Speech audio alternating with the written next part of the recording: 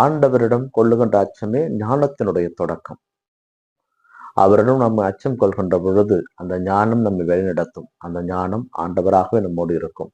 இன்றைய வார்த்தை பகிர்வு நிகழ்விலே முதல் வாசகமாக சீராக்கினுடைய ஞானத்துவத்திலிருந்து முதல் வாசகம் நமக்கு கொடுக்கப்பட்டிருக்கிறது. இதிலே ஞானம் எப்படிப்பட்டது, அந்த ஞானத்தை பெற்றுக்கொள்வோர் எப்படி இருப்பார்கள், அந்த ஞானம் எப்படி தன்னை ஏற்றுக்கொள்பவரை வழிநடத்துகிறது. ஞானத்திற்கு அன்பர், கடவுளுக்கும் அன்பர், ஞானத்திற்கு அன்பர், வாழ்விற்கும் அன்பர். அந்த ஞானம் தன்னை ஏற்றுக்கொள்பவர்களுக்கு உதவி புரிகிறது, தன்னை ஏற்றுக்கொள்வோரை வாழ வைக்கிறது. அந்த ஞானம் இருக்கும் இடத்திலே கடவுளும் இருப்பார். அந்த ஞானம் முதலிலே தன்னை நாடி வருபவர்களை, தன்னை தேடி வருபவர்களை கோணலான பாதையில் அழைத்து செல்லும், கரடு முரடான பாதையில் அழைத்து செல்லும், வழிகள் நிறைந்த பாதையில் வழிநடத்தி செல்லும். அவர்கள் அந்த ஞானத்திற்கு ஏற்றவர்களாக இருந்தால் நல்ல பாதையிலே நீடுடி வாழ்வதற்கு தேவையான ஆசிரியர் வழங்குகிறது என்று சீராக்கினுடைய ஞானத்திலிருந்து முதல் வாசகம் நமக்கு கொடுக்கப்பட்டிருக்கிறது. இன்றைய நற்செய்தி வாசகத்திலே யோவான் ஆண்டவர் இயேசு கிறிஸ்துவிடம், ஆண்டவரே, உமது பெயரால் வேறு ஒருவர் பேயை ஒட்டி கொண்டிருந்தார், நாங்கள் அவரை தடுத்து விட்டோம் என்று சொல்கிறார். ஆண்டவர் அதற்கு சொல்லுகிறார், தடுக்க வேண்டாம், நமக்கு எதிராக இல்லாதவர் நம் சார்பாக இருக்கிறார். அதனால் நீங்கள் செய்யாததை அவர்கள் செய்கிறார்கள்.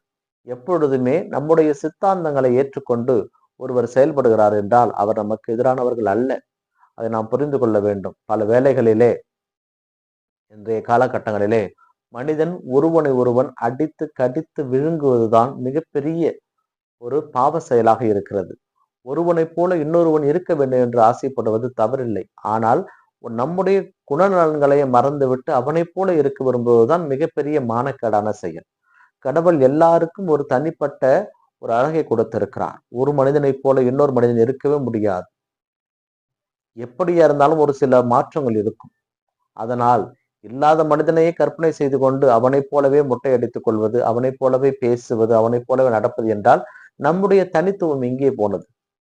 அதனால்தான் நமக்கு எதிராக இல்லாதவர் நம் சார்பாக இருக்கிறார் என்பதை புரிந்து கொள்ள வேண்டும். இது கடவுளுடைய பங்கில், கடவுளுடைய நினைவில் மட்டும் இதை வைத்துக் கொள்ள வேண்டும். கடவுளைப் போல இருக்க முயற்சி செய்யுங்கள். அவர் நம்முடைய விண்ணக தந்தை, அவர் நம்மை படைத்தவர். ஆனால் நீங்கள் உங்களுடைய தாய் தந்தையை போல நடங்கள், தாய் தந்தையை போல இருங்கள். நான் என் தந்தையை போல இருப்பேன், நான் என் தாயை போல இருப்பேன், அதில் பிரச்சனை இல்லை. ஆனால் தெரியாத ஒருவரை போல நான் இருக்க விரும்புவேன் என்பது உன்னை நீ இழப்பதற்கு சமம். முகவரி இல்லாமல் வாழ்வது முட்டாள்தனம். முடிந்தவரை கடவுளுக்கு உரிய மக்களாக வாழ முயற்சி செய்யுங்கள். இந்த நாள் உங்களுக்கு இனிய நாளாகவே அமையட்டும். இறைவன் இயேசு என்றென்று வாழ்த்து பெறுவாராக. ஆமென்.